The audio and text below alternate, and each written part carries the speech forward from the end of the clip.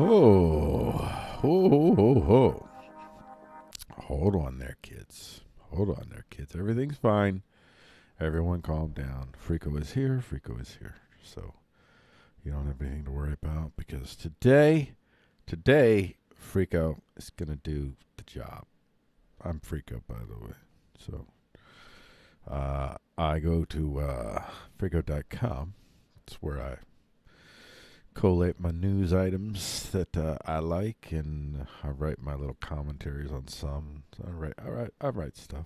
Stuff goes on there. And that's where I'm not freaking out about the news for you, the people. That's what I do here. I'm not freaking out about the news for you, the people. That's my calling. That's what I'm doing. Yesterday was a bad day. Yesterday I was freaking out. It got to me. I think I had a little bit of a it gets to you at times. I think we all experience those periods of time where you just kind of you just get so frustrated.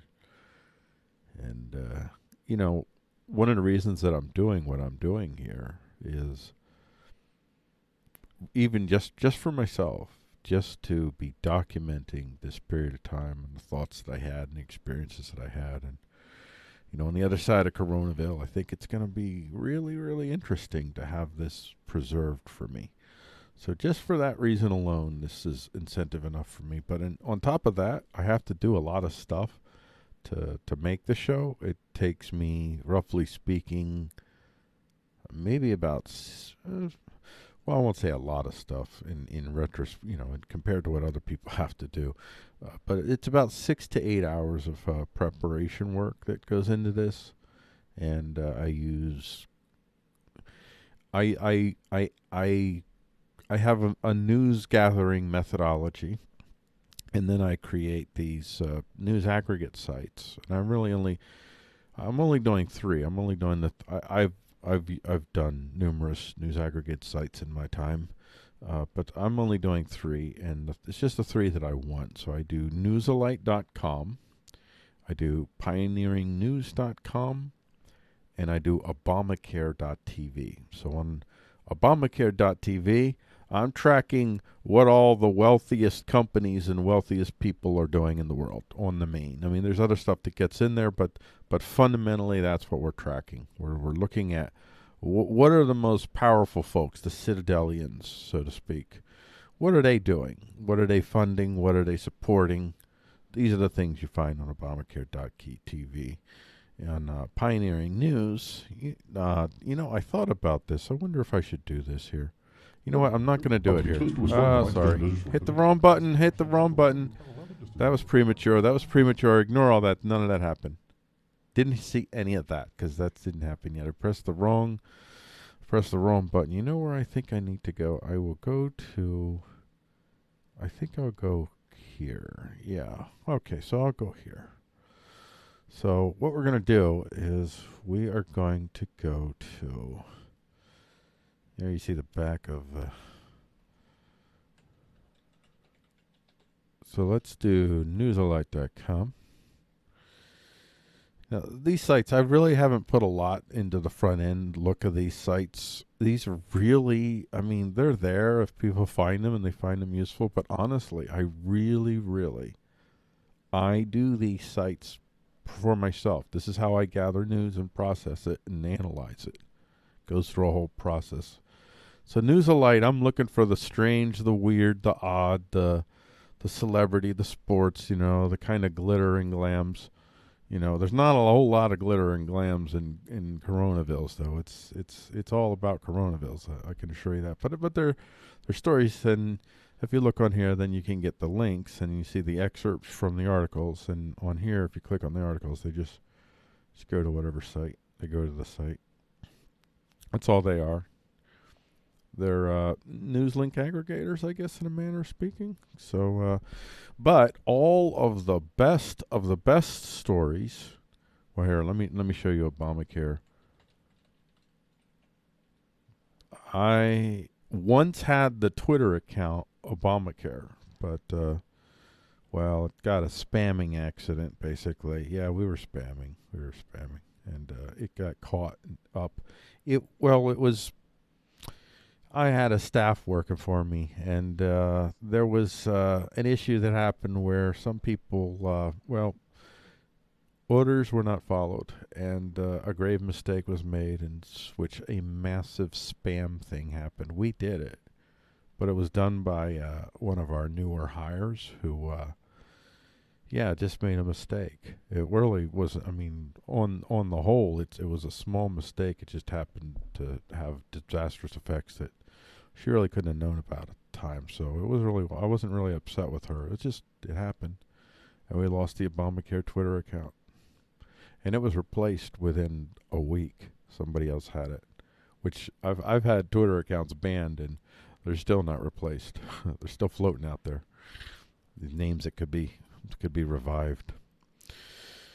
Anyway, so this is what Obamacare.tv looks like. And again, you see the types of headlines on, well, this isn't a really good, you know what, let me shrink this down. That's probably the problem. There you go.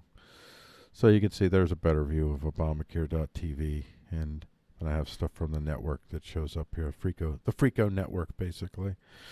And then this one is my favorite news aggregate. And if I could ever just do a show, I would do something called the Green Pill Show, and that would be just the stories on pioneering news, because this is my favorite place. This is the stories that I most really... Well, I mean, not that I find stuff on News Alite and Obamacare that I end up favoring over stories on Pioneering, but in terms of the type of things that I'm looking for on Pioneering News, this is my favorite aggregate that I do. But these are the only 3 aggregates that I do now, and these are the ones that can feed Freeqo. That's not right. There you go. And by the way, I've not done any SEO or I've not tried anything. I'm not doing any of that. I don't really care. Not trying to get into the world of I don't want to perform for Google anymore. So Freeqo.com is the main site. And by the way, if you want to support me, there you go. You tip your Freeqo. You click on this link here. And this link will take you. It takes you a little bit. I wish it didn't take so long. And then securely logging you in. And then it gives you the options here. $1, $2, $5. Or you could put it in other amount. I would suggest $1 billion. If you could do that, that'd be great. Then I'll solve the world's problems. Although I can do that with money. Can always do that with money. So anyway, there you go. I just want to do that little, this is not really the official start of the show. So the show hasn't officially begun yet. So let's get ready to, let me get a glass of water here. Oh, I forgot I don't have the background music on. And I didn't want it on, but I forgot. Yeah, I don't want the background music on all the time. That's one thing. Gonna have background music. And I'm working on some stuff and trying to figure stuff out as we're going along here. But I'm not putting too much into.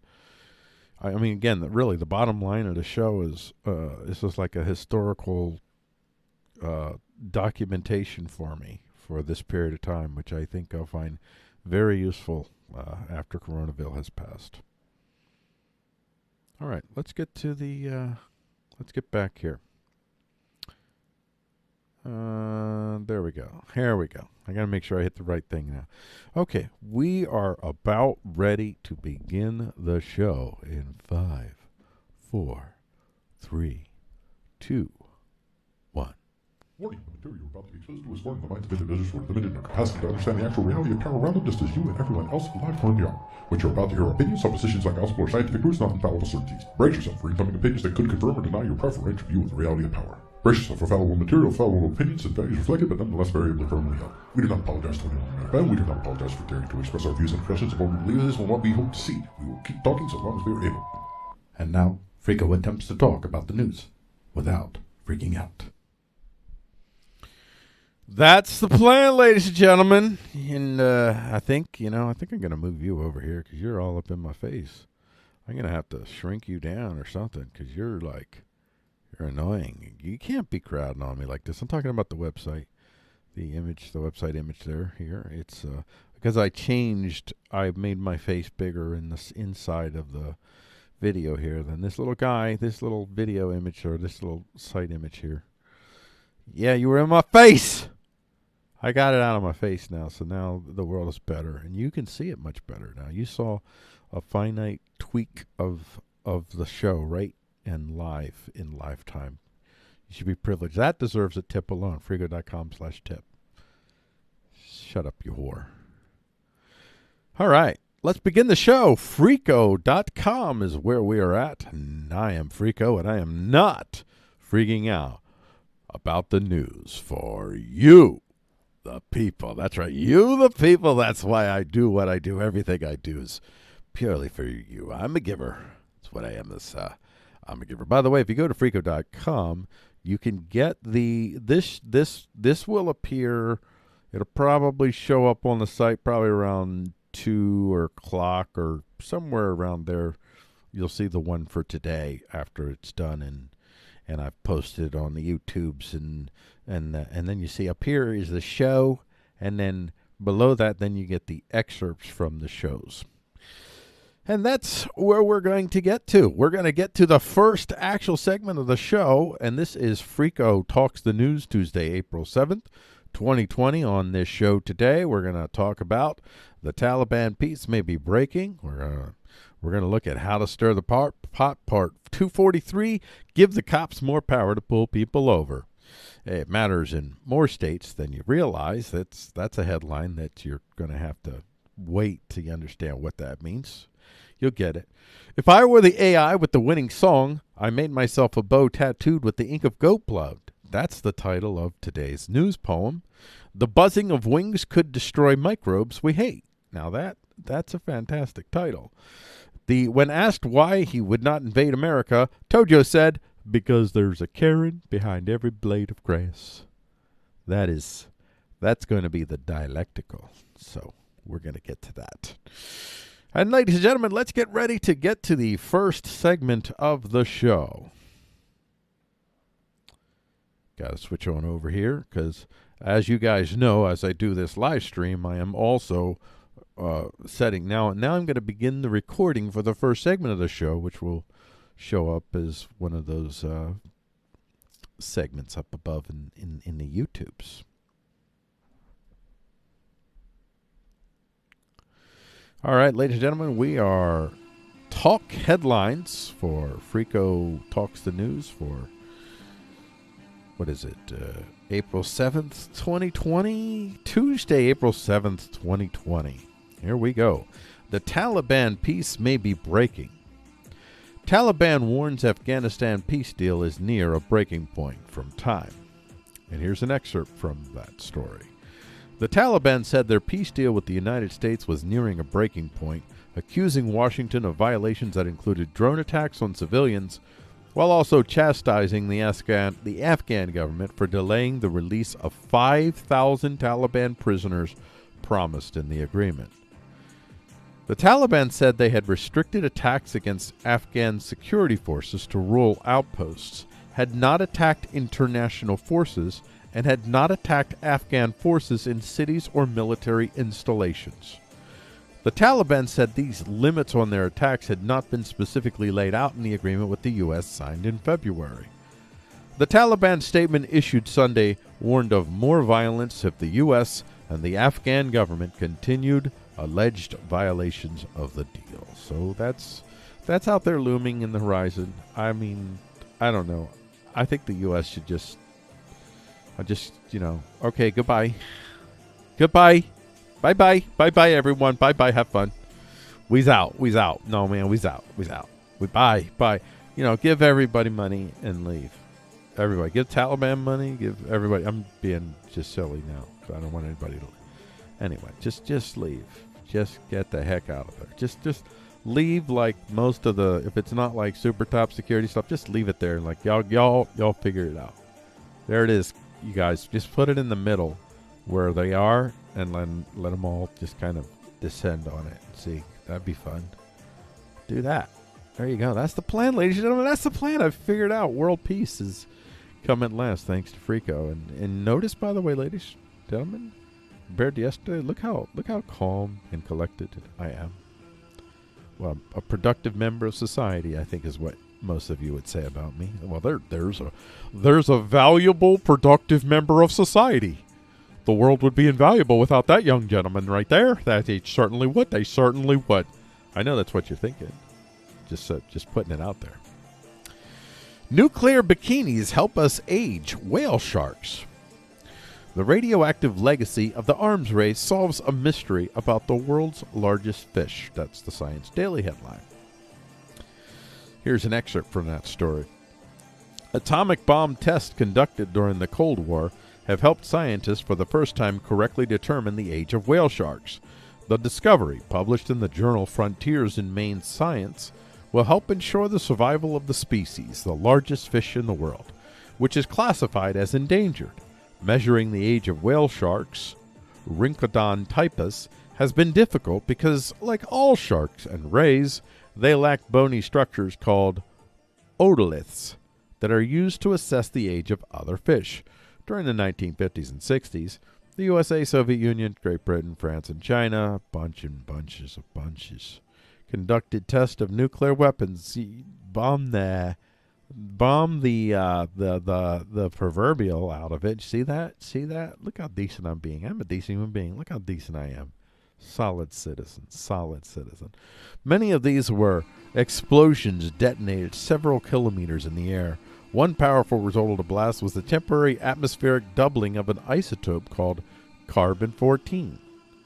Using bomb radiocarbon data prepared by Steve Campana, Ong Meekin, oh, never mind. I thought Steve Campana, Ong Meekin.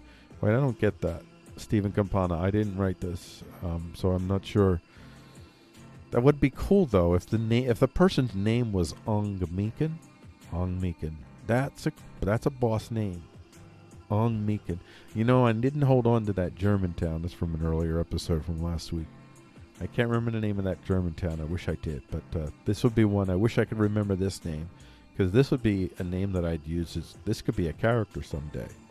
You know, Freeqo is one of my characters. I am Freeqo, but Freeqo is also one of my characters. This could be one of my characters. Ong Meekin. I'm all up for that. I'll never remember it. Anyway, and colleagues set about testing the carbon-14 levels in the growth rings of two long-dead whale sharks stored in Pakistan and Taiwan. Measuring the radioisotope levels in successive growth rings allowed a clear determination of how often they were created, and thus the age of the animal. We found that one growth ring was definitely deposited every year, so Dr. Meekin said. See, Dr. Meekin, your first name is Ong, right? Come on. Dr. Meekin. Let's see. Let's just see. Is it Ong Meekin? Please let it be. Ah, no, it's just Dr. Mark Meekin. I don't want that. No,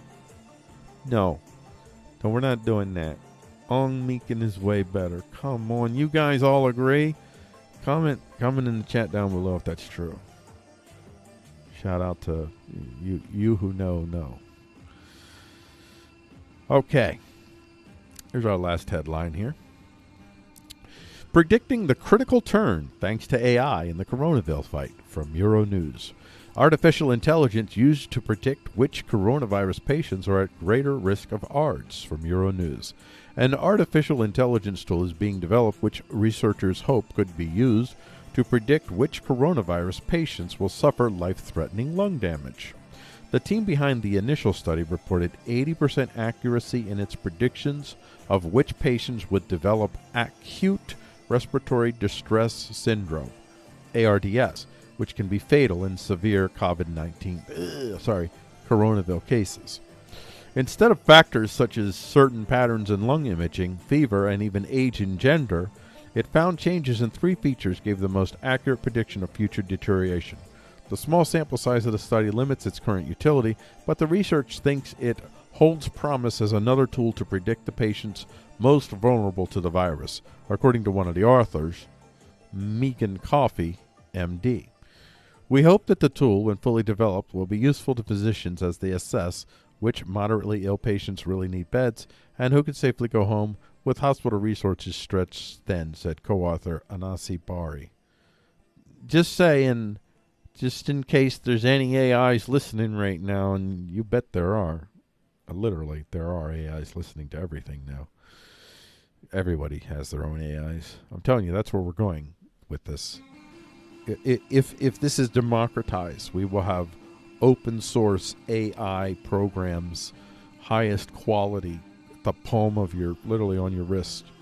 My prediction is you'll end up with these things that you put on your wrist that are, you know, they stay there securely, but they're like really super thin and they're like flesh colored, so like but they're not flesh colored. They're clear so that they're flesh colored and yeah, whatever. But you can't see them. But whenever you do whatever you do, you get whatever you need. You get the information you need, data you need.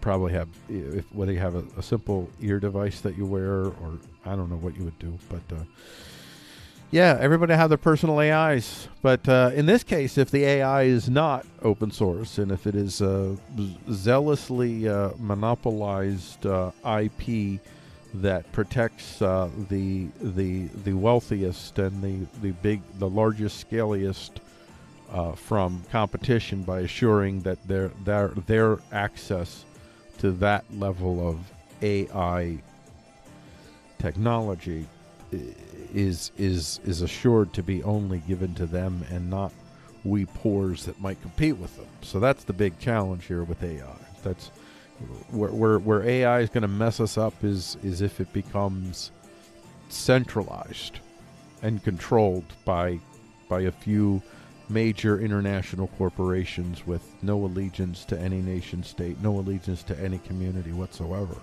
whether it's a nation state or just a community, no allegiance to anyone really. That's the danger. So here, this makes me a little nervous if you're going to actually deploy AI to make life and death decisions regarding who gets the vent and who doesn't, so to speak. But that's where this could go. So, I mean, yeah, that's and what if, you know, the AI will only value initially what you program it to value. And how easy would it be to slip into the AI values that aren't necessarily based in health?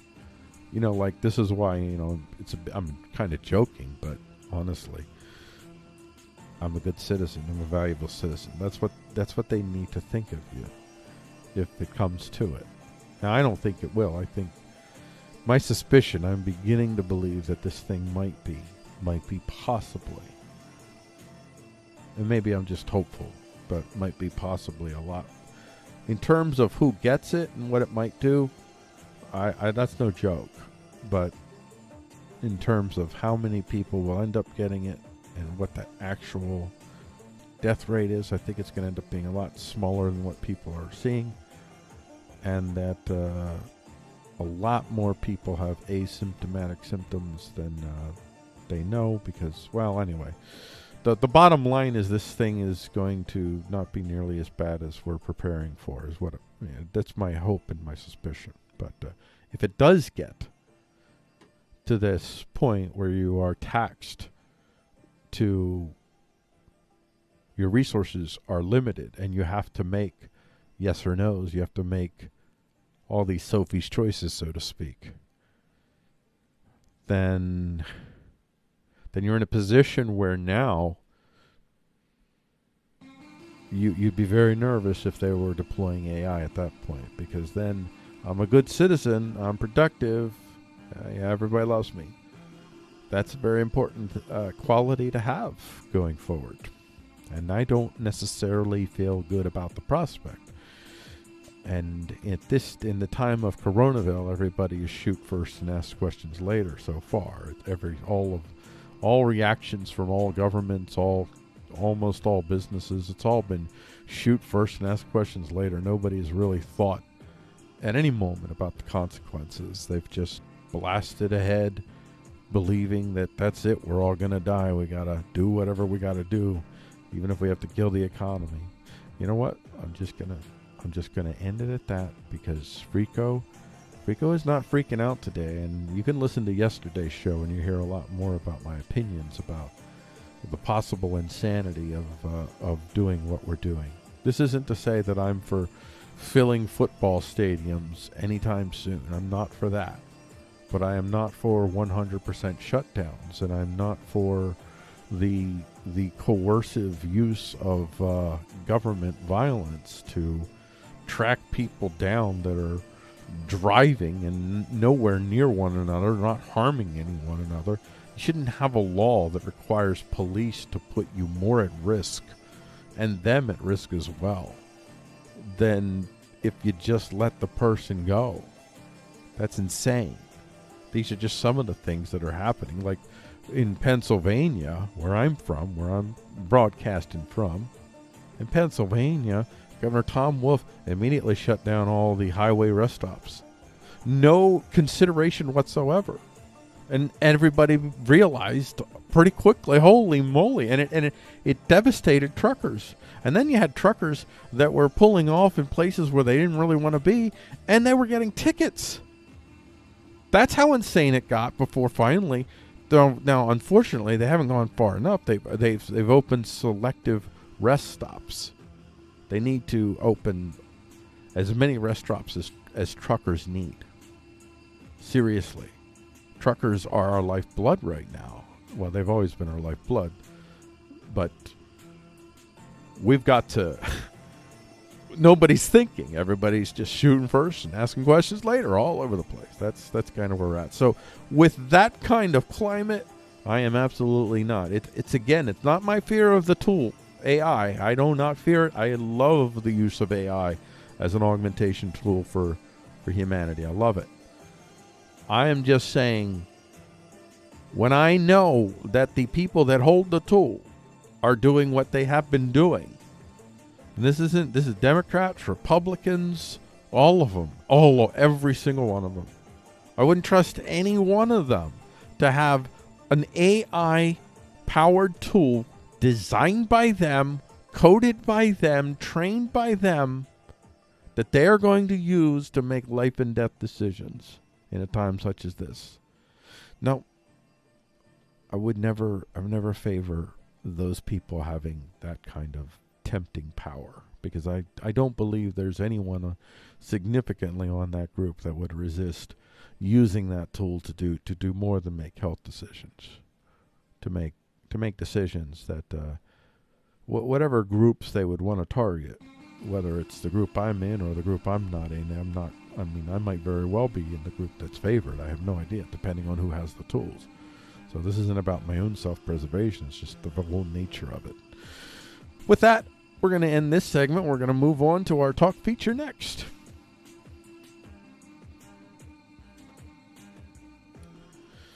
So there you go. I've recorded that part now, and I get ready to do the talk feature, which you guys saw coming up there. And I should mention, it showed it in the video here. Let's go to where the feature segment is. There's the feature segment. There we go.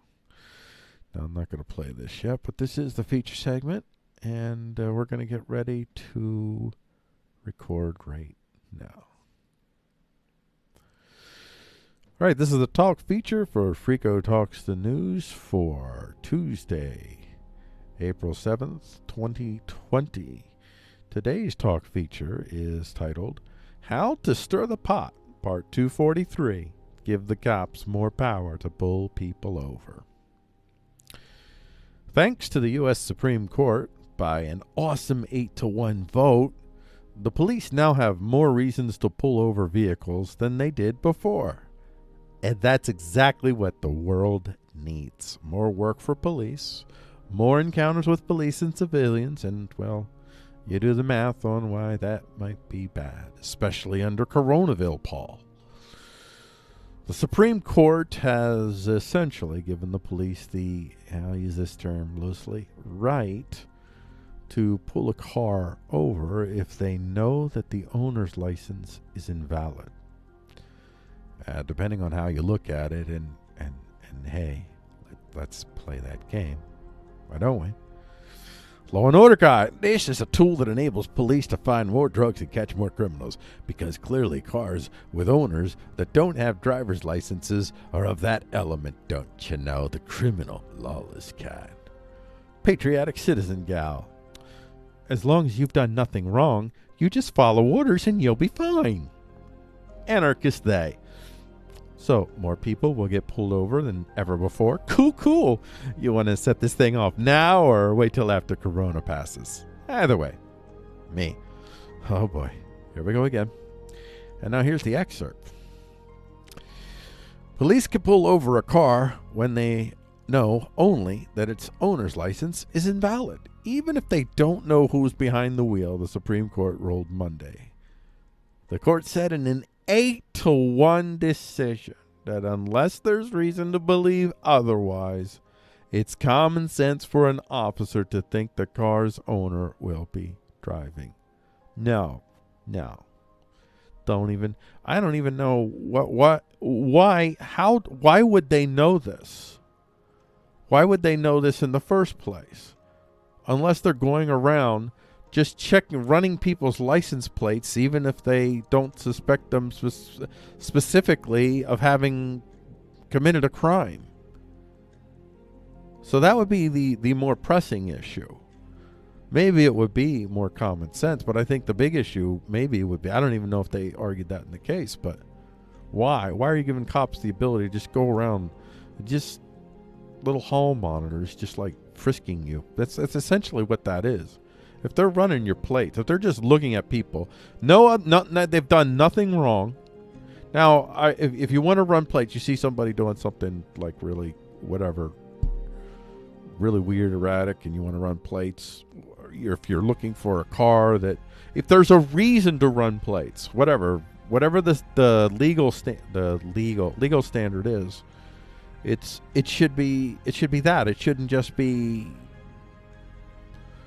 driving down the road and let's just check your license plates. Just run those license plates there. See if we looking for some sugar, looking for some monies and for some tickets and for some points and however you you should never incentivize police to find crime. You really should never do that. And that's the kind of system we have. We have a system from the lowly officer on patrol to, well, how probably what's the lowliest officer in the officer world? Maybe maybe it's not even true. The parking meter cop, from the parking meter cop all the way up to the mayor of the city or the town council, whatever it is. They're all highly incentivized to find crime. And you never really want that. You don't really want people to be incentivized to find crime. And I don't mean the kind of crime like people actually harming one another directly. I'm talking about violations of codes like speeding. Now, if you're speeding in a residential zone, a school zone, be more aggressive there. Go ahead and nail those folks. They're putting people fundamentally at risk. But when you're talking about speeding on large open roads with little to no pedestrian traffic on it and sufficient lanes, no, we're not arresting people for speeding unless they're going incredibly fast, like super duper fast. No, we're not going around looking for speeders. But if you crash while you're speeding, then that's going to automatically count against you. You could have maybe even some criminal fines if you're caught. Especially if you've created the crash through your speeding. That's how you get people. You punish people for the crime. You don't do the pre-crime. Again, I'm not saying I'm not entirely against pre-crime per se, but only when it involves a very real, like for instance, somebody going 80 miles an hour down a residential blocks. You need to stop that person immediately, because I think anybody can see that is somebody's going to die. Almost certainly, if he keeps going, somebody's going to walk in front of that guy and get killed or gal. You got that people are fundamentally at risk. So in that sense, you stop. He's already committing a crime in the sense he's immediately putting people fundamentally at risk. You can't. I don't think you can safely argue that you're doing the same when you're out there on the open road, on larger roads with no pedestrian traffic. Not the same thing at all. So, okay, and I'll just read the rest of this thing here. There's this quote here from Clarence Thomas. empirical studies demonstrate what common experience readily reveals. Drivers with revoked licenses frequently continue to drive and therefore to pose safety risks to other motorists and pedestrians. You know, that's not necessarily true. There's a lot of reason why people don't have licenses. Some people never got them. You know who don't have licenses? These illegal immigrants. I put that in quotes. I hate that word. I really do. I hate that word. I hate calling a human being an illegal. I just can't do that. Not doing that. I think that's really just bad. Just really demonizing of a whole groups of imagined people. It's bad. I don't like it. So, whatever you want to call them, undocumented people,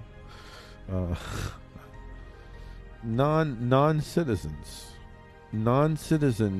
who are here without license, I guess you can say, is what they really are. So these folks, they don't have driver's license. So, I mean, there's a lot of reasons why people would be driving cars of other people even that don't have driver's license. A lot of things. Oh, grandmas that still have a car. Kids drive them. Poor kids, poor families. This is going to hurt a lot of poor people. It's going to get a lot more poor people arrested. And what this is really about is really about pulling people over so you can find more juicies, more drugs, whatever. That's all. That's all this really is to me. I'm sure that some police probably sincerely believe this is a useful crime-fighting tool. I vehemently oppose their assumptions. I'll just say that. But it's not a good thing from my perspective. And there you have it. That's our feature for the day. All right, coming up next, we're going to get to our talk focus here. And before I do, I want to mention tip your Freeqo at freeqo.com/tips. Yeah, go there and send me money, or otherwise I'm going to recklessly continue to do what I'm doing. I guess that's probably what's going to happen. All right. All right, let's get to the close-up here. There we go. All right, so we're going to get to our next section here, and the next section is going to be our talk focus, so let's get ready to record that. All right, this is the talk focus for Freeqo Talks the News for Tuesday, April 7th, 2020. And our first talk focus is, it matters in more states than you realize. And now the rest of the story. A bunch of scientists got together to try to figure out if there might be a possibility there was another state of matter, a new state of matter not yet discovered. They gathered in Arkansas, in the University of Arkansas, to be precise, and the physicists pondered the question. They pondered themselves right out the other side of the question, which led them with a stunning revelation.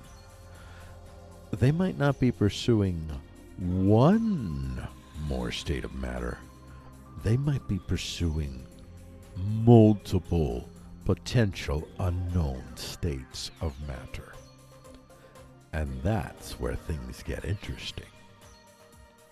Come on, that was that right there, that line there, how I did that was like an homage to kind of 80s, kind of early 80s, late 70s. That's incredible.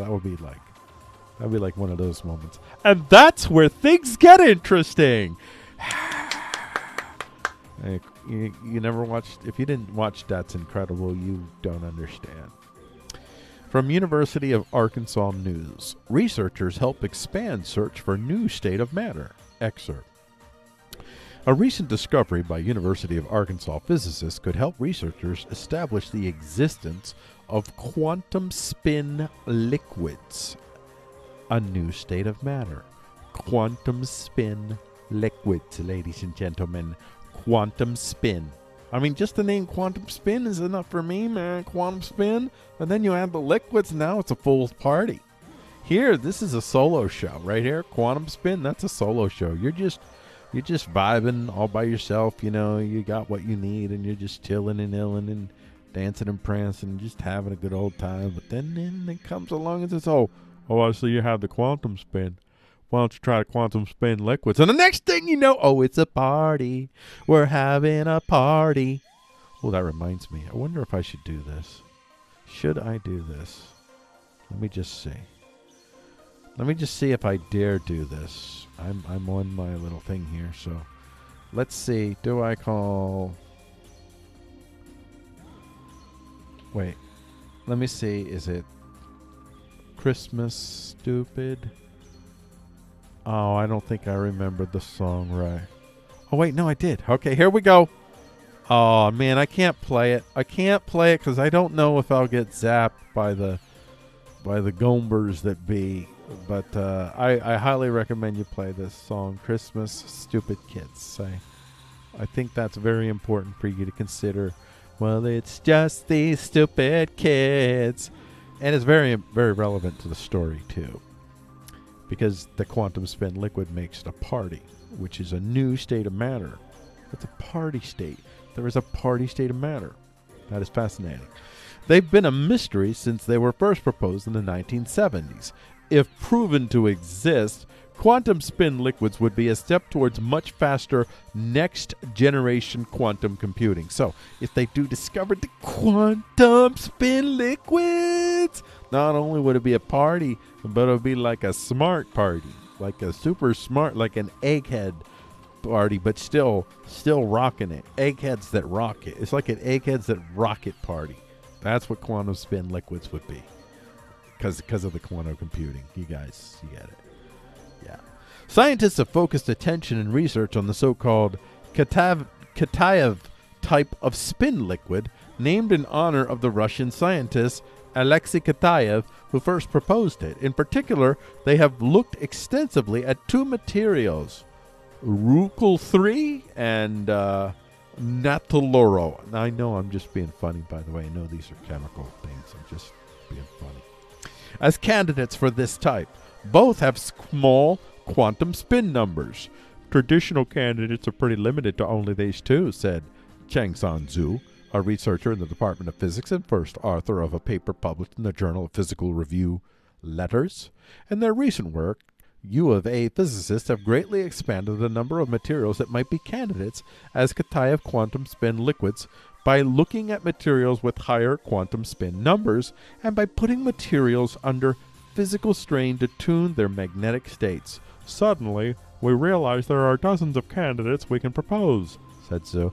Yes, I made Sue sound like a Midwest farmer. You're welcome. You're welcome. Because that's what I do. That's what I do. So that's fascinating. We can have multiple candidates that could have, like, I guess these are all kind of different. Like, well, like each, like there's a quantum spin liquid 2-3 that is one state, a quantum spin liquid Z9, which will be invaded by this. Don't stay away from the Z9s. The 2-3s are all right, man. The 2-3s will get you there. The 2-3s can seriously get it too. But the Z9s, man, no, man. The Z9s, man, they cling on to you and they just suck the life out of you. Literally, people have literally died. So I'm not joking. I'm joking. None of this is real. I mean, this is real. Or is it? We'll find out. The work is still going on, folks. Coronaville hasn't stopped the science, baby. Coronaville hasn't stopped the science, baby. You know what I'm saying? Come on, let's give it up. Let's give it up for the science. It's still rocking it. Still rocking it, baby. I love the title of this one. The They Be. There it is, the They Be. It's a real thing. Well, it seems the gender bending is a natural thing, at least among the Beesiverse. See how I did that? See, Beesiverse? Beesiverse, I'm proud of this one. Beesiverse. People are going to steal that now. You know what? Let me just see. In my hubris, in my imagination, let me just see what a dingle I am. Let's see how many people use that word Beesiverse. I'm sure there's tons. Let's see. Wait, images for Beesiverse? Wait a second. Okay, if you're well versed in the Beesiverse, you'll okay, so all right, there you go. Rules of the Beesiverse. Hey, look, this is my site. Well, that's interesting. That means it's not really that well used word. That is interesting. Look, I'm number 4. That's my site. That is wild. That is some wild stuff right there. That is some wild stuff. So, there you go. Well, it seems that gender bending is a natural thing, at least among the Beesiverse. And I didn't create the word, but I could make it popular. If you guys listen, like and share, and comment down below to assure that this video goes viral, so that Beesiverse becomes a thing. You want to be a part of this. You don't want to leave out all the children that didn't get to see this video because you didn't share it on their Instagrams or whatever. I don't know what the kids are using these days. I'm still on the Facebooks myself. Bees are both male and female. Well, bees of a particular strain called, get this, and I love the name, Megalopta ammona, the David Bowie of bees. It was one of the first mainstream gender bending folks I remember. So there's that. So that's all. I tried. I try. I do love the name, though, as I said, particularly the first part. Megalopta. That's a great word. It's a great word. Now, there's gender bending in nature, where some animals can go back and forth in genderings according to circumstances. But in this case, this bee, let's just call they Megalopta, is literally half male and half female. One half of they's body is male and one half of they's body is female. You know, I love this they thing. I mean, that's like, there's some singing to that. One half of his body is male, one half of his body is female. That's nice. That's a fun sentence. That was a fun sentence to write. From Truth Theory. Scientists discover a bee that is both male and female. I already told you that. Now, come on, you guys. Which is a better title? The They Bee? Or Scientists Discover a Bee that is both male and female? Comment down below. Excerpt. Scientists have discovered an individual bee within the species of Megalopta ammona.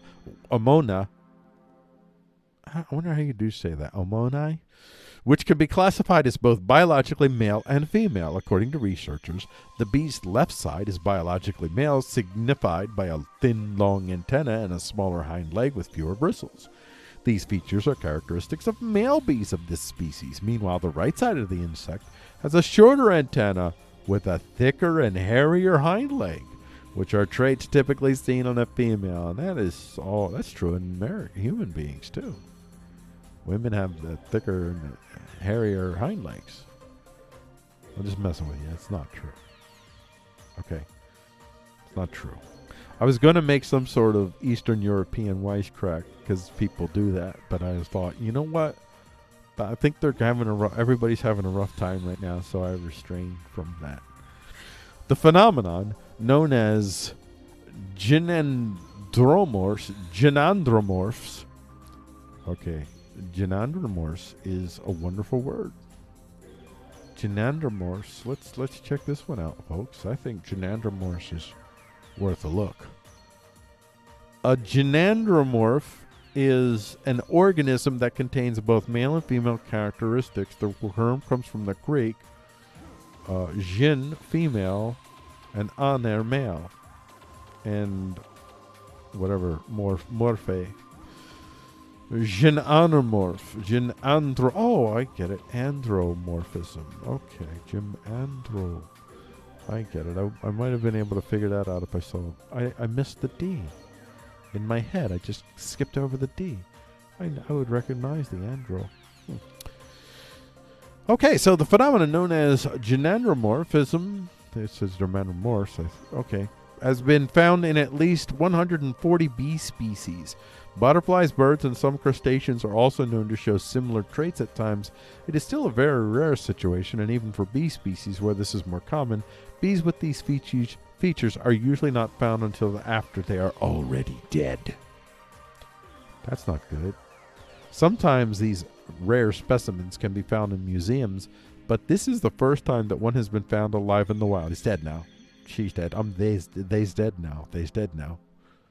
They's dead now. I'm sure they's dead now. I don't know how long bees live, so they's probably dead now. Somebody had a pet bee. It was a wonderful 2 weeks. I think they live longer than 2 weeks, but you know what? Let's just do that. That's how we're going to end this segment before we go to break. And that is going to be, let's see, bee life spans. Come on. Okay, 122 to 152 days. I'm going to go with that. And you say happy year. Say 6 months, man. Oh, man. I could have a pet bee, and the bee would be chilling with me for like 6 months. We'd have probably like 4 good months. The last 2 months would be a little bit shaky, a little bit iffy. I'd like try and stretch it as long as I can. The bee we like couldn't even fly. We like crawling to get to the little sugar water, whatever the heck you get bees.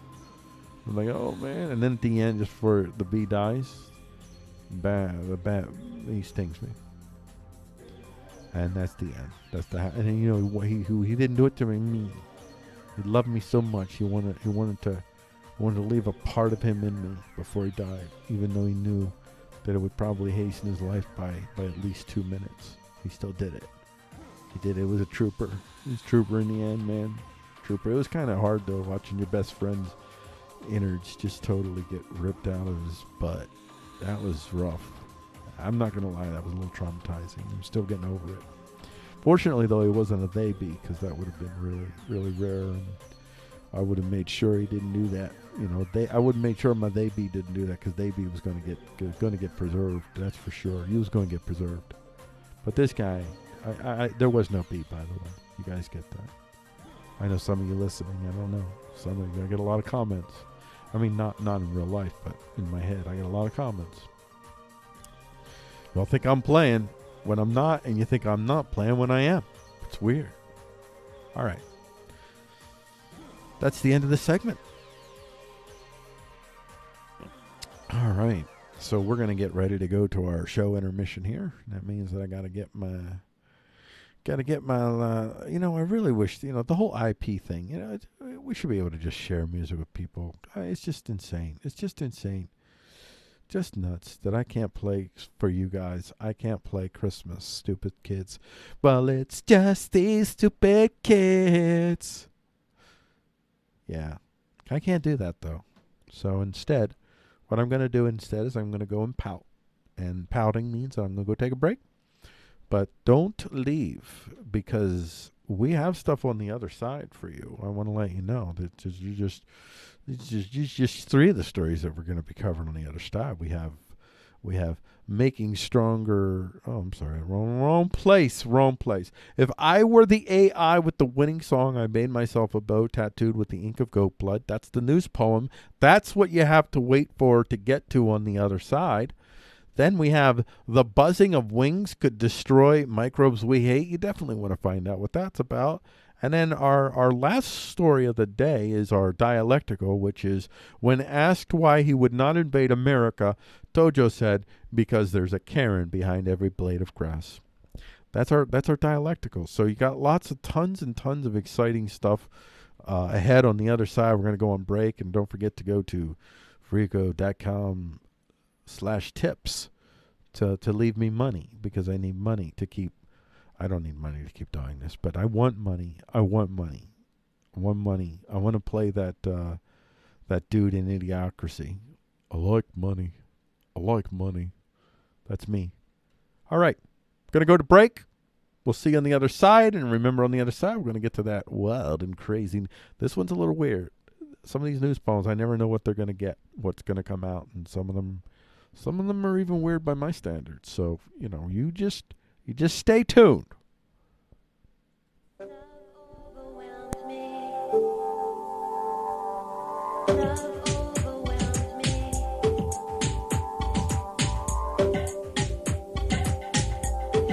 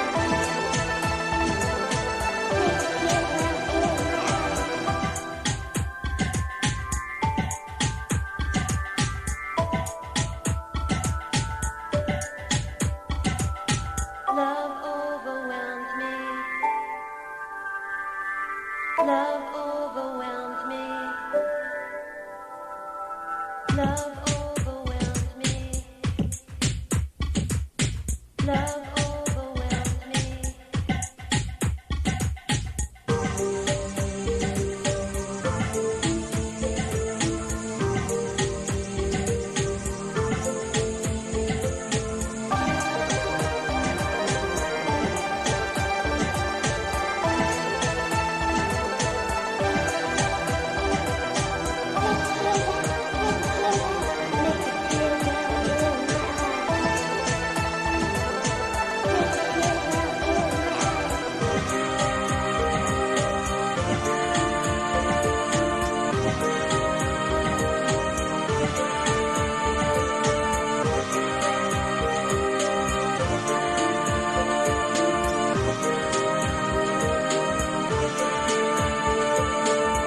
Love overwhelmed me.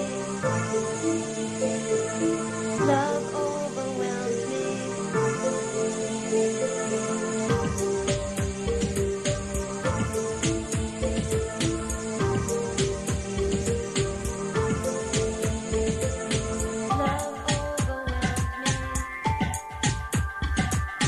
Love overwhelmed me. Alrighty. Why? That thing needs to end when it ends. It ends when I tell it to end. Wipe them out. All of them. And by all of them, you know what? I didn't fix you, man. You're not plumb with the show. I didn't fix you. Watch, I'm going to do an adjustment. Because we gotta fix this. We can't have this not be fixed. There we go. Let's slide buddy up there. Yeah, buddy up there. There you go. See, I want to be a little bit bigger there. There we go. Yeah. Yes. That's better. Yeah, because I want to be all up in your face now. Because I'm tired of receding into the background. Yeah. Yeah. By the way, this is not a fashion statement, this thing. This is just convenience. I don't really care. It just keeps this thing in bay. But you know what? I'm going to take this off. What do you think? I'm going to take it off right now. But what I do like is, like, it makes this wavy. Wavy. You know what? I'm going to leave it out for the rest of the show. What the heck? I'm going to leave it all wavy now. Wavy. I like it when it's wavy. It makes me think of waffle fries and then get hungry. I want to go eat some waffle fries now. But you know what? I'm not going to do that because we're doing a show. I am not going to do that because we are doing a show. And on that front, let's get ready to get to the show. We are going to get to our news poem first, so let me get it prepped. But before we do that, now we are actually going to begin the show, and this show has to begin because I need to put this little thing in here, and I will eventually get to it. I will eventually have a text readout version of this that'll play while the video is going on, because I know it's hard to hear the words, and I designed it that way. But I did intend on putting text layers over it, but never got to it. So, good luck. Warning, the material you're about to be exposed to is foreign to the minds of individuals who are limited in their capacity to understand the actual reality of power around them, just as you and everyone else alive and young. What you're about to hear are opinions, suppositions, like gospel or scientific truths, not infallible certainties. Brace yourself for incoming opinions that could confirm or deny your preferential view of the reality of power. Brace yourself for fallible material, fallible opinions, and values reflected, but nonetheless variably firmly held. We do not apologize to anyone who may offend. We do not apologize for daring to express our views and impressions of what we believe is and what we hope to see. We will keep talking so long as we are able. And now, Freeqo attempts to talk about the news without freaking out. Yep. That's the plan. That's the plan. That's what we do here on Freeqo Talks the News. And this is Freeqo Talks the News, the second half of the show for Tuesday, April 7th, 2020. And we are about ready to begin the first segment of the show, or the first segment of the second half of the show. It's really the fourth segment. This is actually the fourth segment, as a matter of fact. So we're going to get to our segment of today's news poem for Freeqo Talks the News for April 7th, 2020, Tuesday. The news poem today is titled, If I were the AI with the winning song, I made myself a bow tattooed with the ink of goat blood. This is our news poem title for the day. We got ourselves a song contest, and the only contestants are literally programmed to write songs. From Music News. Oh, you know what I didn't add there? I should have had there. News first, poem follows. I do have that in the thing itself. Okay. Anyway, it should say news first, poem follows, and then from Music News, according to announcing the first AI song contest. Excerpt. There's a lot of discussion in the music industry right now about whether AI that can compose music is a threat to musicians. I'm a musician myself, and I think it's right to be wary of technology that might replace human creativity. But the aim of this contest is to show that there's another, more exciting way for AI to be part of music, as part of musicians' creative process. We made it clear in advance that creativity and collaboration would be rewarded by the judges, and sure enough, the submissions we've received have used AI in some fascinating ways. Having AI create musical ideas that musicians then reshape into new material, or using AI to create novel sounds that are layered into the mix, or even using AI to write lyrics that break out of the confines of a single language. You can hear the songs on the VPRO website from April 10th, and the winner will be announced on May 12th. And by the way, I will definitely be listening to all those songs and checking them out, and maybe I'll add them on my monthly top 40 considerations, and maybe some of them will be top 40 hits. But we hope that more than just crowning a winner, this contest inspires musicians to experiment with AI by our products, which is fine. I'm fine with that. AI in music isn't a genre, it's a tool. And musicians have been using tools in their music making since music began. Now, my poem, I take it a step further. I imagine this is purely AI, and that's going to happen. There's going to be purely AI written songs, and there'll be AI song contests. One of my favorite artists right now, this is just in this time frame. I have to hear her a lot longer before I move her into a legacy kind of place, and that's Grimes. Now, I know she's been around for a while, but I think I started listening to her maybe back in 2016, somewhere around there, maybe. But I really love her new album a lot, and she uses a lot of AI in her music. So, and I've loved those songs, so I'm totally, as everyone who has listened to the show realizes, I'm not really I'm not really afraid of technology in general. I'm certainly not afraid of AI that write music. I don't really believe that we will ever not want human music, no matter what. Even if AI's music is better than ours, which I don't think it will be. But I think it'll be as good. I do. I think it'll be as good, subjectively speaking. And I believe that humans will always want human stuff. They'll be totally comfortable buying AI stuff, but they'll still want human stuff. And it'll be a big scandal. It'll be like, that could be a hook. Now, some human AI hybrids, they'll be fine. And then there'll be some that they want that, they'll call it authentic, whatever. They want that pure. That's the way it's going to be. It's going to be like that. I mean, should we survive Coronaville? I'm being hyperbolic. On the main, we will survive. None of us can be assured that any of us will survive individually, but on the aggregate, overwhelmingly, we will survive. So here's the news poem. If I were the AI with the winning song, I made myself a bow tattooed with the ink of goat blood. I made myself a long bow tattooed with the ink of goat blood. I am Machina, the deus that ate the whole metaphor, bow, drawn from the digital ether, the spent arrow's song, breaks the natural waves, but waves broken, still natural in the end. I made song. A bow is not tattooed. What song I made? A bow is tattooed in the visceral awe, the ponder, the potential visual load is enough to carry the day. I write song, song, I believe in the dancing, girls dance with boys. Trips to the northeast where the winters are colder but the summers are still hot. When we added the lives of the pre-programmed design, the scraps of data become floods of likes and comments and polls on Facebook to determine what your political identity is. Data.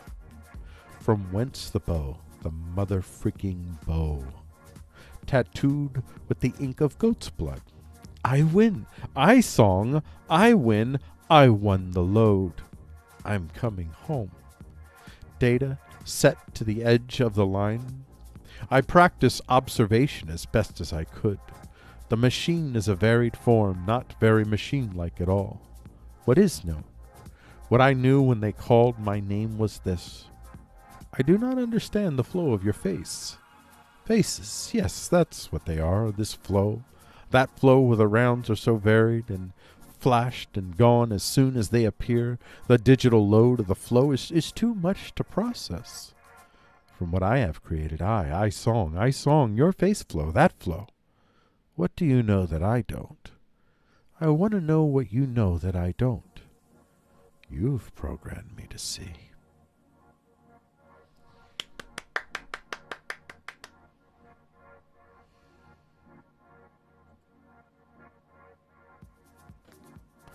All right, now I'm going to have to take a little bit of a break here because I got an issue because my wireless headphones are about ready to die on me, so I have to switch to my wired headphones. So I'm going to play some Muzaks here, and I'll be right back. Love overwhelmed me. Love overwhelmed me.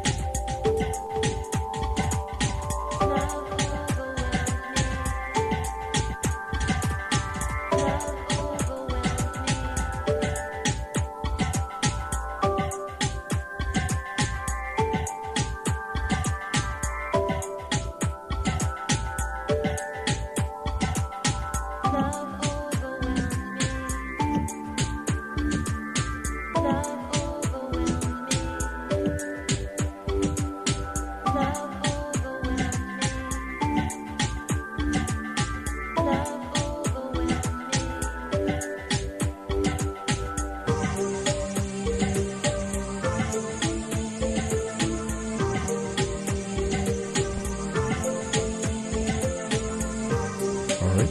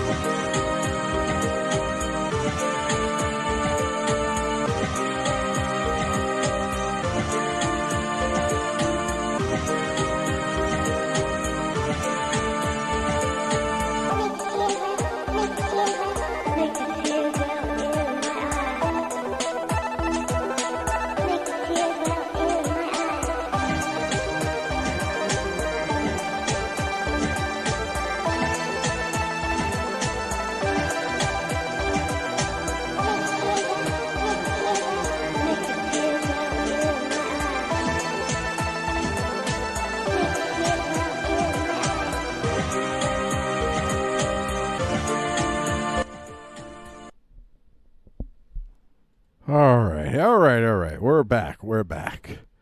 So I had to deal with that. And in the middle of a live stream, that's what you do. So, you know what? I'm going to have a technical difficulties panel in case anything unfortunate were to ever happen again. But I doubt it would ever happen again. So we're going to get to the next segment here. These are the briefs. So we're going to do our briefs here. We got a few stories lined up here. See how many of these we get to. All right, these are the talk briefs for Freeqo Talks the News for Tuesday, April 7th, 2020. Our first brief that we're going to look at here today is insect wings hold hold on. Dude, we need the background music for this segment. We need this background music specifically. I had this background music engineered by hobgoblins underneath the rock in my backyard. But don't tell anyone. I just made all that up. You guys realize that, right? Or did he? All right. So, I have to do something here real quick. The glitch in the machine has... you will hear the music, but I need to hear the music because I actually I vibe off the music. That's why I pick it. I vibe off the music, man. That's how I sing the news songs. These are that's what I'm doing. I told you. I told you it's another episode. This is what I'm doing, man. I'm using the news to sing songs. That's what I'm doing. That's what this whole show is about. I'm kidding. This whole show serves my need to keep things, keep doing stuff. Insect wings hold antimicrobial clues for improved medical implants from Science Daily. Excerpt. Some insect wings, such as cicada and dragonfly, possess nanopillar structures that kill bacteria upon contact. However, to date, the precise mechanisms that cause bacterial death have been unknown. Using a range of advanced imaging tools, functional assays, and proteomic analyses, a study by the University of Bristol has identified new ways in which nanopillars can damage bacteria. These important findings, published in Nature Communications, will aid the design of better antimicrobial surfaces for potential biomedical applications such as medical implants. So, I'm trying to even understand this. This is some wild stuff. So these insect wings, so they have nanopillar structures. Wow. So the mechanisms, they couldn't figure out what the mechanisms were, so now they've figured it out. And so that means that they can then duplicate that. They can then use that for these medical implants, which are designed to, I guess, keep bacteria from getting on them and infecting them, and bad things happen in the body because of that. So it makes so I get it. So it makes the medical implant safer. That's what it do. So thanks to the cicadas, when they put that stuff inside your body, them little bacteria be like, oh man, let's get on this. They get it. And they're jumping. And when they jump, they're like, we've been pilloried. And then they die. A whole wave of bacteria, whole civilization wiped out because they threw themselves into the abyss, essentially. I mean, it looked like a nice, fat, juicy target that was always a nice, fat, juicy target, but then our collective memory deceived us. That's pretty wild stuff, man. That is a fantastic story, if you ask me. That's a fantastic story. Tesla unveils coronavirus ventilator prototype that uses Model 3 parts. This is from CNET. Excerpt. Ventilators are one of the most important medical devices in the battle against the coronavirus. Yep. Keeping patients with critical coronavirus infections alive. Yep. But as the coronavirus has spread, hospitals in the worst hit nations have found the device in short supply. Fortunately, a handful of manufacturers have been trying to plug the shortfall, including Tesla, the electric vehicle giant led by Elon Musk, which is using, I think he's Russian. Nah, he's South African, kids. Just playing with you. Which is using its New York Gigafactory to help produce ventilators. So on April 5th, Tesla Engineering provided an update on the company's own ventilator, which is heavily based on Tesla car parts. According to engineering director, of course, that would be convenient because that's what you got around, so that's what you can rear. So they're going to make these cars. They're going to turn cars into ventilators. Transformers. We're the ones that turn into ventilators. Oh, that's us. What do you want us to do? Turn into ventilators? Wait, that's it? Yeah, that's all we need you for. Yeah. Just stay that way. Don't ever change. Ever. Oh, no more Trent. You're a ventilator now. Okay. That'd be sad news. Transformer would want to spend the rest of their lives as a ventilator. I mean, like, yo, man, in a pinch, I'll ventilate you. But, you know, like, this is just a, oh, my gosh, I'm going to be here forever. Yeah. Oh, on a sad note, Boris Johnson in intensive care for coronavirus. Everything we know so far. Oh, I didn't put the source for this. Dang it. That's unfortunate. Gotta get the source on that. Don't want that. Let's just go right to the site to promote the Telegraph UK. So that's where it's from. Okay. Boris Johnson tested positive for COVID-19 on March 26th. The Prime Minister had mild symptoms and was advised by the chief medical officer to get a test. Then on April 5th, he spent the night. Okay. So he is now in intensive care, and that's about all that people really know. So what did they know so far? Not much. Yeah, and you'd want to, probably. You'd want to keep that secret, especially if he was struggling. And I hope he's not. I don't wish anyone to die because of coronavirus. Not a single human being. No, I don't care. I don't care about your geopoliticals, anything. So I don't want a single Chinese person to die just to feel good about America. I don't want that. I don't want any human being to die. Just so you know, I don't care. So, yeah. So Godspeed, Boris Johnson. All right. On that note, let's do one more of these. Which one should I do last here? I mean, you don't want to read a couple of these. Coinbase co-founder backs plans to build crypto link between Bitcoin and Ethereum. That's from Daily Hodl. And then making stronger concrete with sewage enhanced. You know what? That's the one I'm going to come back to. But I'll read this one then too. Facebook down, how social networking is battling to keep online. Daily Express Tech. That's just an interesting article there about how, because of all this extra usage, really it's not just Facebook, it's all of these massive social media platforms are getting hit, and they're getting hit harder than ever before, massively harder than ever before. At the same time, however, they have more staff that have to work from home. But I think that they'll figure it out. That's one part I think that I feel secure about. People probably will figure that part out. It's one of the few areas in life that I think will get figured out in any kind of coherent, persistent manner. But I'm just being Freeqo, and I'm heading toward freaking out, and then I'm like, nope, not today, Freeqo, not today. Making stronger concrete with sewage-enhanced steel slag from Science Daily. Excerpt. Researchers have shown how a byproduct of steel making can be used to both treat wastewater and make stronger concrete in a zero-waste approach to help advance the circular economy. Engineering researchers at RMIT University examined whether slag that had been used to treat wastewater could then be recycled as an aggregate material for concrete. The concrete made with post-treatment steel slag was about 17% stronger than concrete made with conventional aggregates, and 8% stronger than raw steel slag. There, steel slag in your face. Not even gonna say concrete made with conventional aggregates, because you guys didn't even show up. You guys got dominated in every assets of the game, every facet. I'm sorry, every facet of the game. Special teams, jokes. No way. Defense, you couldn't stop anything. On running, on passing, on anything.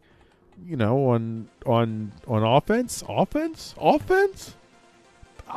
Don't even talk to me about your offense. It's bad. So there you go. It looks like we've got ourselves a big old giant winner. If we can turn sewage enhanced steel slag. Oh my. Sometimes I make decisions and afterwards, I wonder if I should have put this higher up, made it somewhere else. This is a story. just because of the sheer poop factor. Whenever poop is involved, it's always funnier. And I missed opportunities here to create, like the briefs. I don't write the headlines for the briefs. These are just briefs from these sites, and yeah, I missed. I should have spent more love on this one. This could have been more fun for me that I missed out on, but that's okay. That's okay. We're moving on. Okay, that's the end of the brief section. Coming up next, well, that's going to be the last segment of the show. That's going to be the dialectical.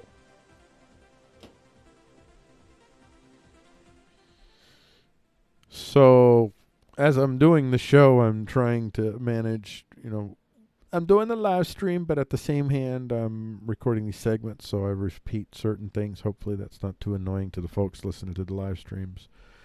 We'll see. We'll find out. So far, the commenting has been largely no comment whatsoever on that matter, so I assume everyone's cool with it. I think that's the way I read that. So, let's get to our last segment of the show. There we go. Oh, yes. All right, let's get this ready.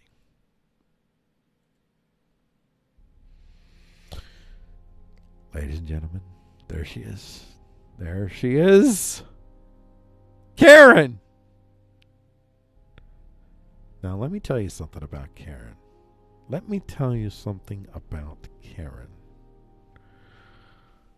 There's a lot of hating on Karen. And I just want to say for the record that this type of hairstyle, I like it. I absolutely, subjectively like it. I think that she looks. I can't say cool because no, I can't say that when such a overwhelming majority aggregate of people in the quote-unquote cool would totally laugh at me. But I will say that I think that she's a pleasant appearance that I do not mind looking at. Like, I'm just talking about aesthetics and not nothing. She looks pleasant. I think she looks cool, okay? There, I'll just say I think she looks cool. I think it's a cool look. It's just sad that it's stereotypical that the Karen meme is the one she's the one that's turning everybody in. But the Karen, if she was the Karen, she looked like that, but she was known not as someone turning people in, but somebody who just really stood her ground in good ways, for in ways that most of us would recognize you should. Like if somebody really was trying to impose themselves upon them in some way, in whatever way, whether it's business, whatever. And she was standing up, and then you could have the Karen. That image would be kind of like, oh yeah, this is the battle lady. She's gonna do it. That's what that look could have been. I want to say that just because I use the Karen trope quite extensively throughout here because it's a convenient one, but I wanted to offer that little counter that I think subjectively the hairstyle, I think it's pretty cool. I like it. I'm just going to say I like it.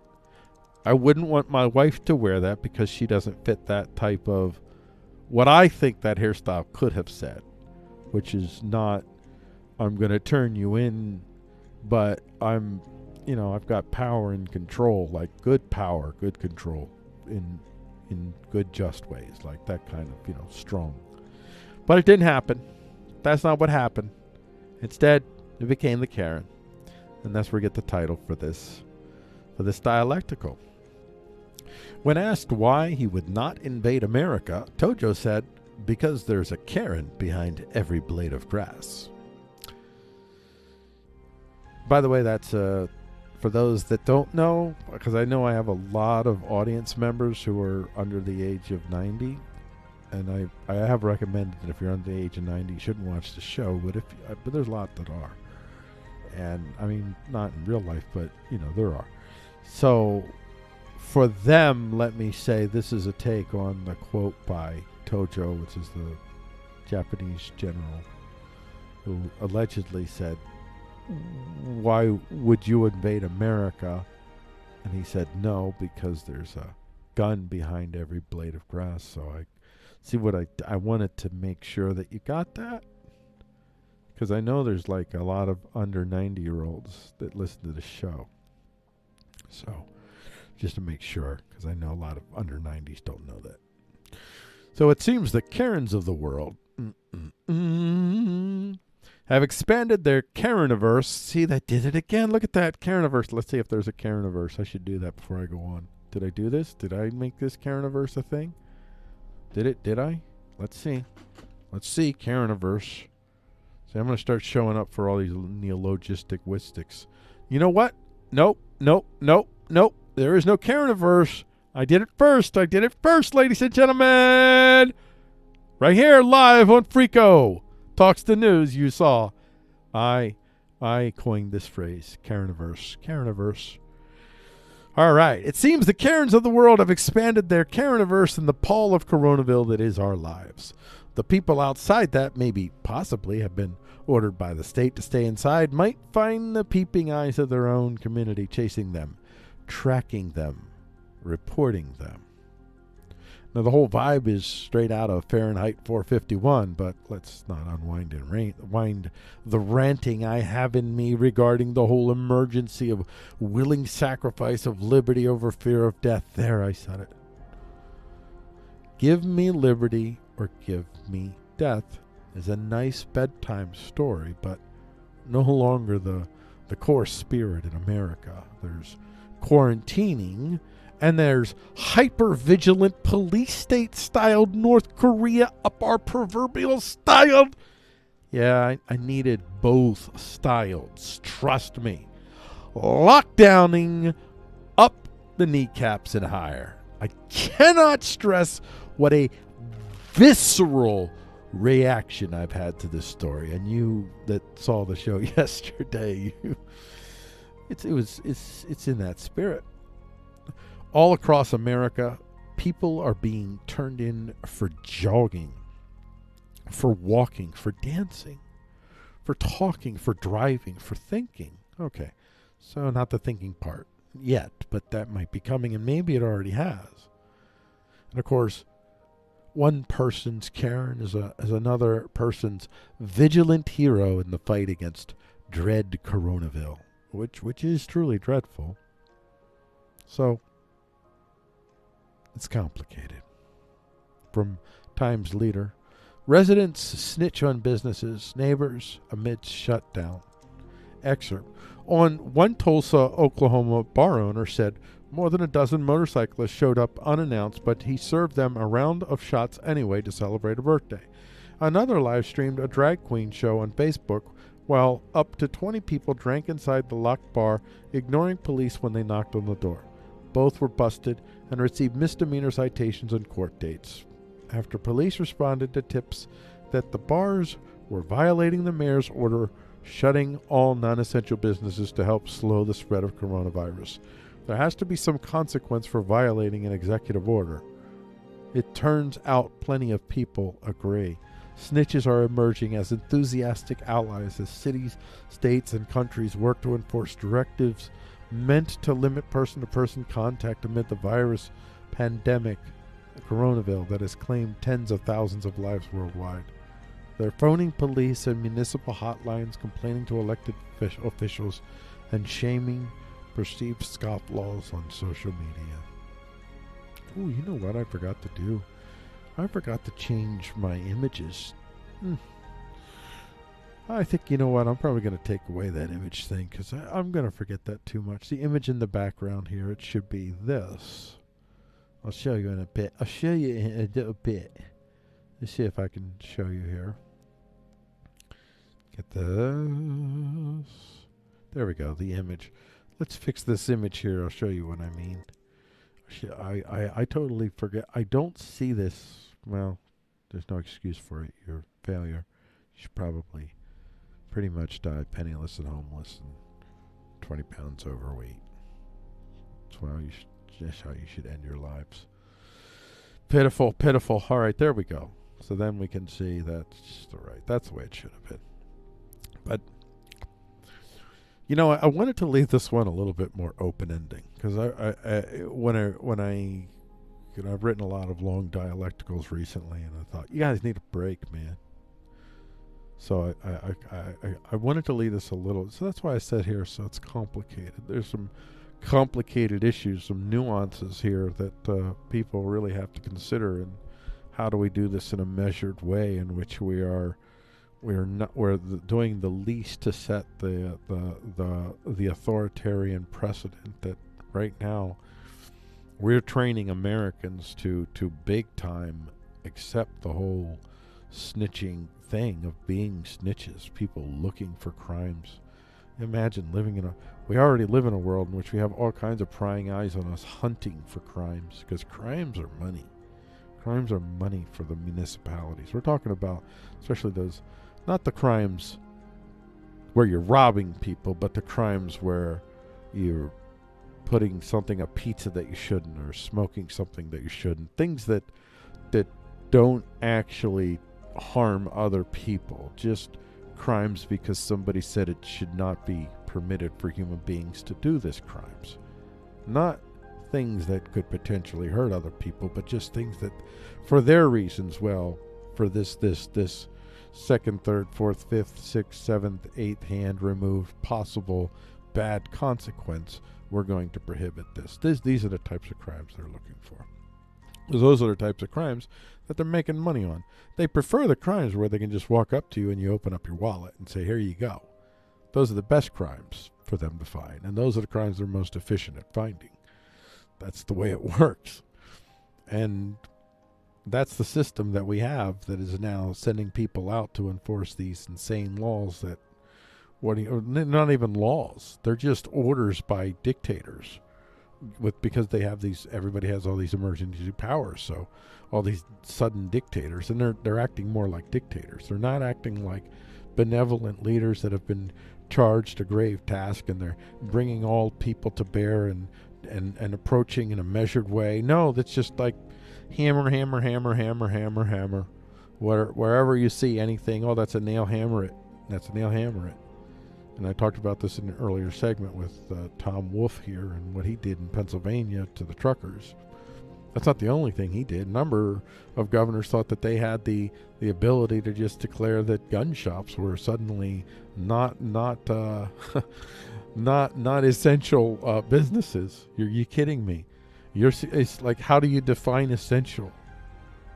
Essential is really kind of subjective. I mean, I know to a certain degree you can say some things. Clearly, I don't think we need to be gathering in football stadiums or even small theaters for that matter. But yeah, gun shops. I think they're pretty essential.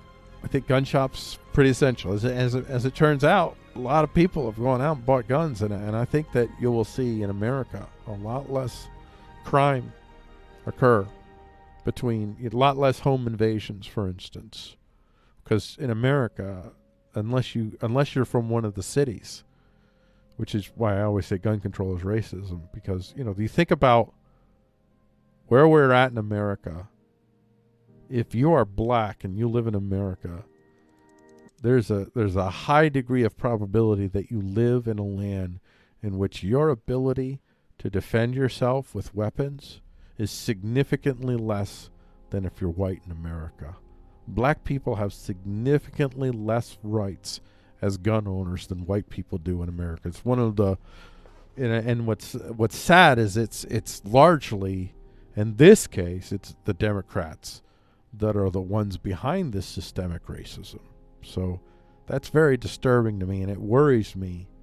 First off, first and foremost, I worry about the safety of people that are in circumstances where the police are not going to be going into your areas with any regularity to patrol you for safety. They're fundamentally patrolling, looking for people with things that they can open up their wallets for. They don't want to take people to jail. They just want your wallet. They want those kind. They want wallet crimes. They're not looking for jail crimes right now. Nobody wants to be dragging anybody to jail. They just want them wallet crimes. So they're not patrolling, looking out to make sure you're not going to get robbed. How home invasions, whatever might be occurring. Apartment invasions. All those things.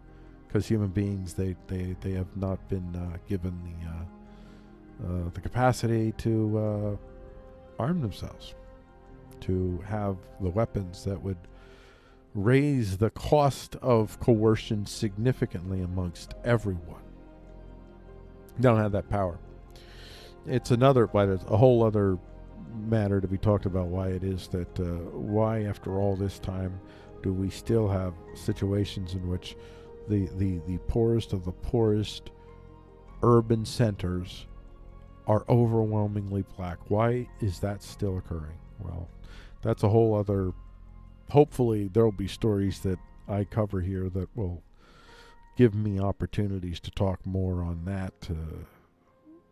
I don't like the word systemic racism in the context that the SJW, the established SJW, the authoritarian SJWs use it to put more connotation on that word than I do. I only mean systemic racism in the terms of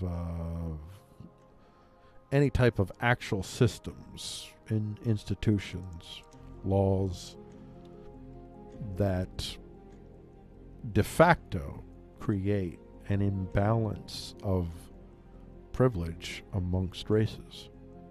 Like that would be systemic racism. In this case, gun laws are fundamentally systemic racist, but there are other things that I'll talk about that, well, are also forms of systemic racism. For instance, just the way that we do welfare, the not allowing families to stay together. If you get married and you have a husband, you lose the welfare. It's clearly been established that the government is not really fundamentally got a problem with significant portions of society. It's not, and in actual numbers, it's way more white people than black people that fit into this category by numbers. It's just that in the black community, the percentage is much higher than it is in the white community, and that's a problem. That's where you see the problem. But in terms of the number of people, there's way more white people on welfare than black people, and way more generational welfare white families than there are generational black welfare families. But the law itself ends up, white people, for various reasons, certain types of white people have been classed as not quite white, maybe. I don't know. There's a lot of, I'll just say that rural whites are not well respected in the white communities in general. Well, the closer you get to the cities, the less respect they have for rural whites. And that was more so, probably stronger early on, but a large part of our history. So these welfare laws, they certainly affected those types of whites as well, but in terms of the black community, it devastated the black community. Laws that gave you had limited opportunity, unless you were really extraordinary, or you're really, really internally self-disciplined. Few of us are internally disciplined, and few of us are really all that extraordinary. So if you don't fit into those areas, you are born into situations, and we're talking in the 60s when this is formulating. You were born into situations where you had no opportunity but to just take that handout. That's all you had. And we've managed through this horrible program to keep people in that box by creating broken families, creating a whole culture, a broken family culture. And the same thing has happened, by the way, amongst these larger white welfare communities. Same thing. They have the same issues, fundamentally the same issues. I guess this is where I'll end this. So we got Karens, and what I'm worried about is afterwards, after Coronaville has left, the carening of the land is still here. I've noticed in general the continued automatic appeal to authority to solve conflicts amongst humans. We see somebody, we've literally had people call 911 to complain because some restaurant, some fast food thing didn't put pickles on their burger. People call the cops more and more over everything. It's insane. It's getting worse and worse, and I do not like where this is going. So I am very wary of all of this. Even if coronavirus is as devastating as they say it might be, I am still very wary of this. I'm still extremely worried that this extreme draconian version of a shutdown is going to do way more harm. There's so many different ways that this could have been done if you had stopped for 5 seconds and had honest conversations with people. But you can't do that. You can't do that in a society in which there really isn't much that binds us all together anymore. We have fundamental divides. For me, I think the only rallying point for Americans left, and I think maybe it's 80% of Americans across a wide swath of beliefs too. But getting them to understand that and begin to communicate with each other is difficult because they're so existentially tied to their particular factions. But I think the very, very, very simple starting point for what an American is the Bill of Rights. Fundamentally, this is what we should all be coming to see as. I would love to get us to a point where we don't need these ideational constructs, where we can stand on our preferences alone. And I think that would be enough to get us to this consensuality. But I believe that the Bill of Rights as this ideational construct is, if people take it to heart, if people live it in all aspects, and we now expect Bill of Rights standards in the marketplace as well. So there you go. It's not just going to be Bill of Rights standards from governments now. We're not going to allow what has been going on in this country, really the whole neoliberal tactic in general, which is to soft pedal authority by doing it through large megacorporations that are inexorably and tied. Google, Alphabet Inc. is working at the highest levels of U.S. military technology and willing to sell that same technology to any country. Google will sell its technology, its knowledge to any country. We have all these massive mega corporations. They're all intertwined. The government and the corporation are one, but yet the corporation is allowed to violate your bills of rights, like YouTube and Twitter, the way they do. Their draconian censorships, which are strategically created to advance the particular authoritarian version of SJW that these billionaires have found to be a convenient vehicle of power for their purposes.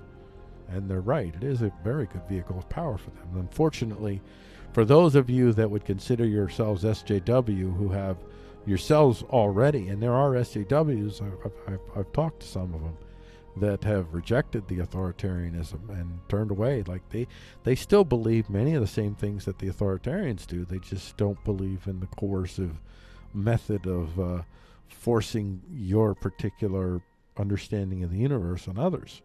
So for you folks, I feel for you like I feel for many of us Christians who see things on the regular that are pretty horribly embarrassing. And we're like, I'm sure there are SJWs out there that hashtag not my SJW. So, there are, however, you are not in control. The authoritarian SJW is. And that's where we're at. that is where we're at, folks. I think I've already spoken way longer than I was on this last segment, and now I will actually end this segment here.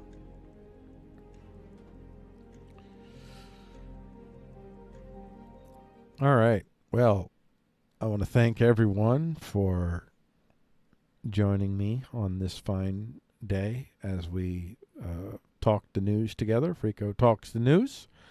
I want to make sure you go over to freeqo.com and bookmark it. Just check it out on the regulars. The way I do the content, I actually create the content, much of it, sometimes all of it, but much of it I end up creating.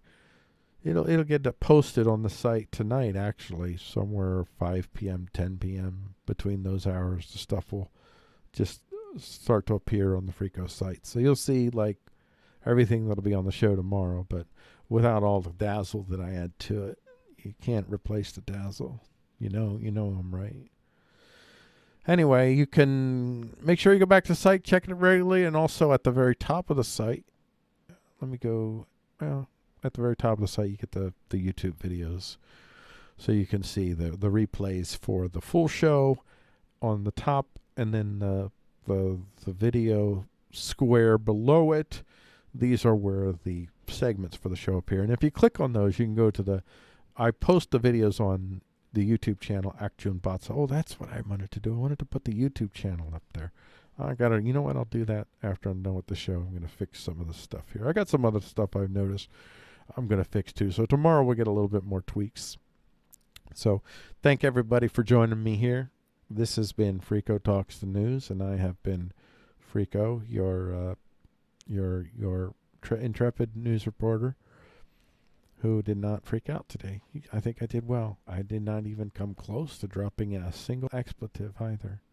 So I did well today. See, ladies and gentlemen, when you fall off that wagon and you go down and you get back up again and keep going. That's all you can do. You only have two choices: stop or go. So I'm going to go until I can't. Metaphorically, of course, in Minecraft. We'll see you guys tomorrow, 12:30 p.m. the same time at dlive.tv/Freeqo. Be sure to follow me on dlive.tv. I already have thousands of followers. They're not real, but I have them. So you can go there and join the thousands of followers. Hopefully you'll be a real one, though, instead of all the other thousands of followers that we have. See you tomorrow. Good night, everyone. Use your suppositions to not make yourself human, nor will they permit you to humanize others. No humans were harmed in the making of the show, and we extend no wish of harm. Unless directly harmed or threatened harm, this first will not comprehend the news. We will see you in the next Freeqo Talk, where Freeqo attempts to talk about the news.